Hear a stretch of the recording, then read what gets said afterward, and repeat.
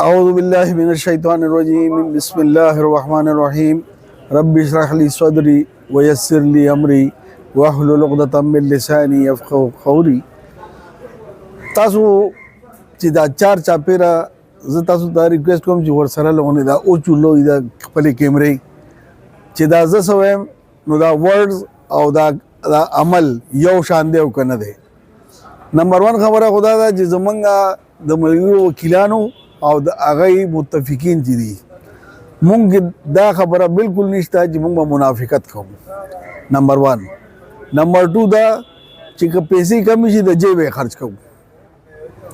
دین علاوه د حکومت صوبایي د انصاف د محکمې یعنی د وزارت انصاف د ټولو او د حکومت پاکستان او د خیبر پختونخوا د ټولو ډېر مشکور یو چې زمونږ خبره هغې له ویټ ورکه هغې له یو وزن ورکه او هغې وزن په وجه باندې هغې زمونږ خبره او زمونږ ریکویسټ ومنه او تاسو ته اوس مخامخ ښکاري چې څه مو راوړي او د څه لپاره مو راوړي هغه ولګېدل.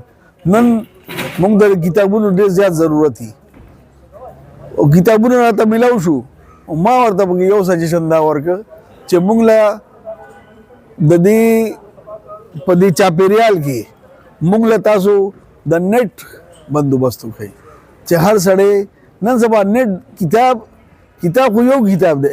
نیټ چې کوم دی د دنیا هر لایبرري چې کوم دی هغه تا ته اویلیبل ده او هغې باندې کار کېږي.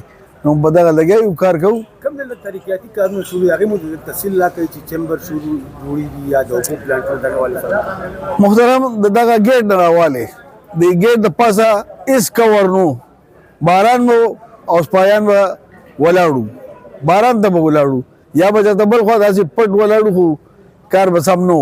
اوس ښه مزېدار هغوی د دې ګیټ د دې کور نه راوالی د دې چت نه راوالی داسې راځئ نو بیا دا ډبل سټوري او دلته دا ډبل سټوري دلته صرف اوس یو کار پاتې دی صرف د ارشد جان د برکي صاحب او د تقریبا یو سلو پنځه چیمبرې پاتې دي هغه ختمو هغه ډیمولیش شي او هغه به ښه مزېدار ډبل سټوري شي.